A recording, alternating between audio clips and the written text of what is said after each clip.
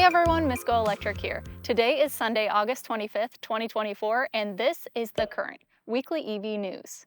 Our goal is to provide the most helpful 10 minutes of EV and electrification stories available anywhere, brought to you from wherever in the world I happen to be. This week, episode 25 is coming to you from another Cybertruck Cyber Tent camping adventure somewhere in beautiful Tennessee.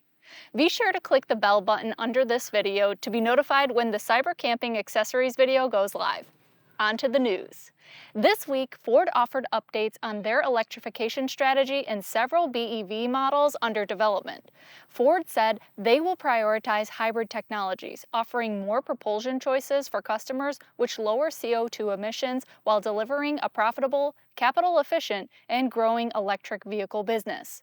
A few weeks ago, I reported that Ford was delaying their all-electric three-row SUV and moving production from Canada to a new undisclosed location. Now, they have canceled the all-electric powertrain for that model altogether. Ford now plans to build a hybrid instead. The company has spent between $400 million and $1.5 billion on assets and other property to make the BEV production possible. They'll now have to show some portion of that as a loss, which will negatively impact quarterly earnings when realized.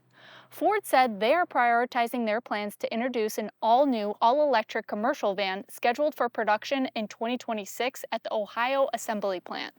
The Blue Oval SK battery facility at Blue Oval City in Tennessee will produce cells for that model starting in late 2025. They will also launch two new electric pickup trucks in 2027. The first will be an affordable, medium-sized pickup based on a platform designed by Ford's California Skunk Works team. Ford says this truck will provide more range, more utility, more usability for the money. The second electric pickup will be the much-touted next-generation Project T3. It will be assembled at their new Blue Oval City's Tennessee Electric Vehicle Center with battery cells from neighboring Blue Oval SK. Ford originally slated this production for Project T3 in 2025, but will delay it until the second half of 2027. Ford says by taking all the learnings from F-150 Lightning customers, the T3 truck will offer features and experiences never seen on any Ford truck, including upgraded bidirectional charging capability and advanced aerodynamics. At the F-150 Lightning assembly launch back in 2022, Jim Farley excitedly told me that T3 had a radical design and deployable aero. Could there be some kind of active shroud over the wheels at highway speeds? It will have been in development for 7 years if it launches on schedule. Ford said retiming the launch allows Ford to utilize upcoming lower-cost battery technology and take advantage of other cost breakthroughs while the market continues to develop. Speaking of development, their battery development strategy has also shifted.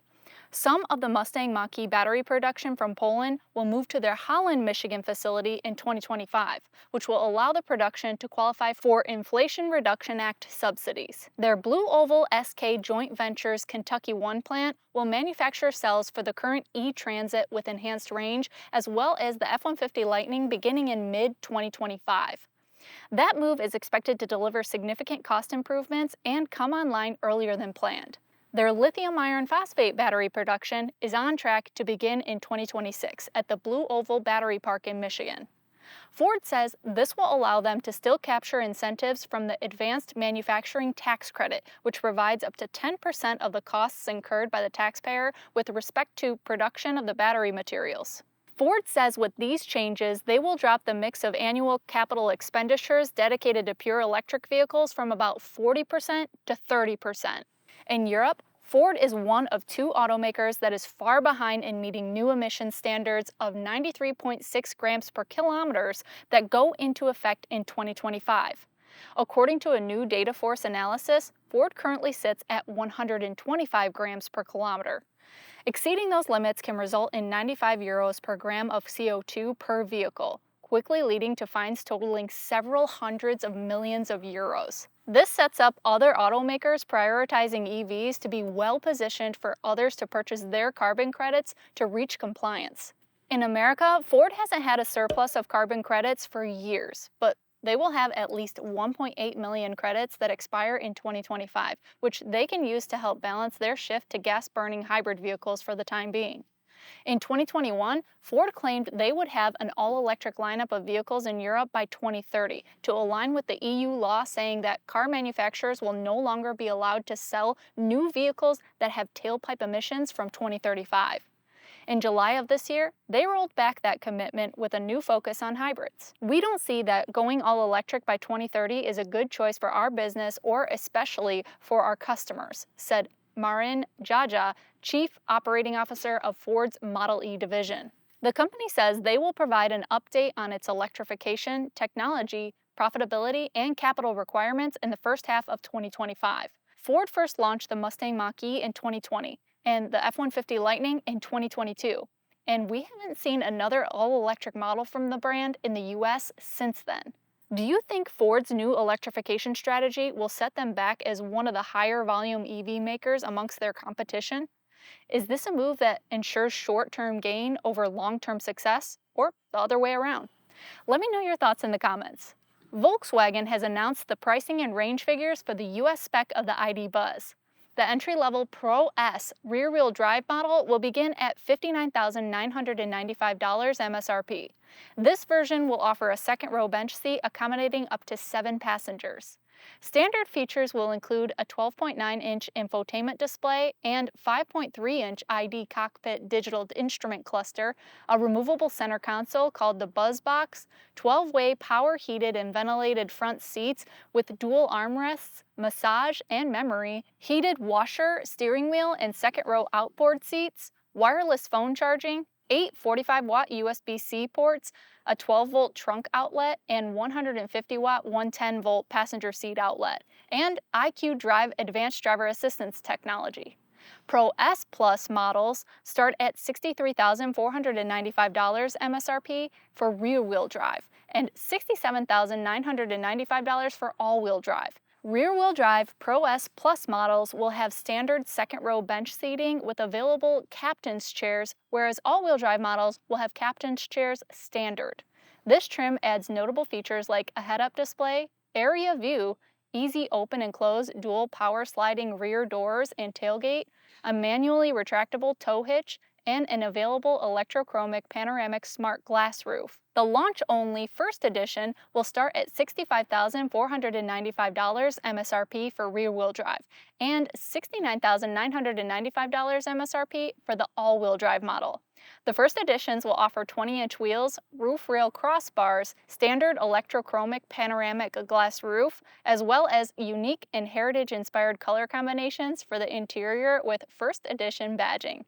All US spec IDBuzz will have 3 rows available and measure 195 inches long, 78 inches wide, and 75 inches high with a wheelbase of roughly 128 inches. Rear-wheel drive models will offer 234 miles of EPA estimated range, and all-wheel drive models will offer 231 miles of EPA estimated range. The Volkswagen IDBuzz is expected to begin deliveries to customers before the end of the year. Do you think the pricing and range are competitive enough? Will novelty be enough to sell with these figures? General Motors-backed autonomous ride-hailing company Cruise and ride-sharing service platform Uber have announced a multi-year strategic partnership to bring Cruise vehicles to the network. Starting next year, a dedicated number of Chevy Bolt-based autonomous vehicles will be available as an option when an Uber rider requests a qualifying ride on the Uber app. Cruise is in the process of restarting their services in California after they were forced to suspend their autonomous ride-hailing service when the vehicle became involved in an incident involving a pedestrian. As they restart services, they will require a human driver to monitor rides in case of an incident. In select markets, Uber has collaborated with Google's parent company, Alphabet's subsidiary, Waymo, an autonomous ride-hailing service that provides their vehicle on the Uber platform. The partnership between Cruise and Uber aligns with Uber's goals to make all of its rides and deliveries with zero-emission vehicles by 2040.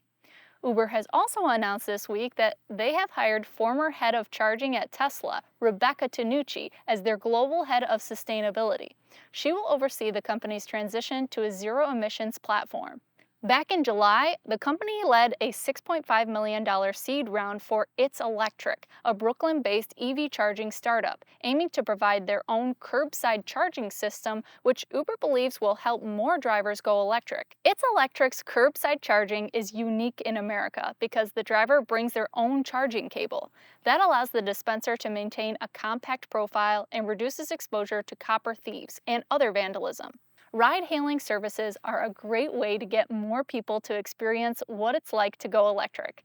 I had an outstanding experience in the Jaguar I-Pace when riding with Waymo's autonomous service. Do you think Uber will meet their goal of making all rides and deliveries zero emissions by 2040?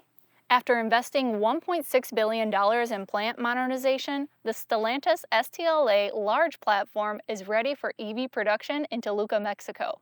The first model on this platform that is rolling off the line is the Jeep Wagoneer S, slated to begin deliveries before the end of the year in the US and Canada.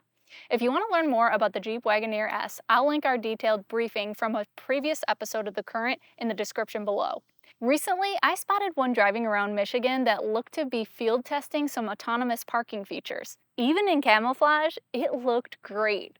We are ready for the first all-electric Jeep for America to hit the streets. This week, the Joint Office of Energy and Transportation began their first restoration project on a disrepaired public fast charging station for their nearly $150 million grant program. This electric vehicle charger reliability and accessibility grant, which is funded by the National Electric Vehicle Infrastructure Program, or NEVI, will be used to repair around 4,500 existing EV charging ports across the country. This first station repair in Washington, D.C. will upgrade the dispenser from 50 kilowatt to 150 kilowatt, with both CCS and NACS connectors supporting up to 4 vehicles, which is in line with NEVI funding requirements. Tesla Charging has provided an update on the X platform, giving insight on the progress of the NACS adapter production. As of now, adapters are being delivered to Ford and Rivian customers, with Nissan, General Motors, Volvo, Polestar, and Mercedes-Benz next in line to begin deliveries. Tesla has reached production of 8,000 adapters per week at the Gigafactory in Buffalo, New York. They said OEMs are also ramping production with third-party suppliers too. Are you waiting on a NACS adapter? I own a Rivian R1T and haven't received mine yet, but I am very much looking forward to it. I'd be able to save money and time charging at superchargers. If you have found value in this series, I hope you'll consider sharing a link to this episode online, subscribing to the Miss GoElectric channel, and joining us on other social media platforms. We will be able to continue producing if viewership expands. Thank you so much for watching this latest episode of The Current. Until next time, drive, fly, ride, go electric.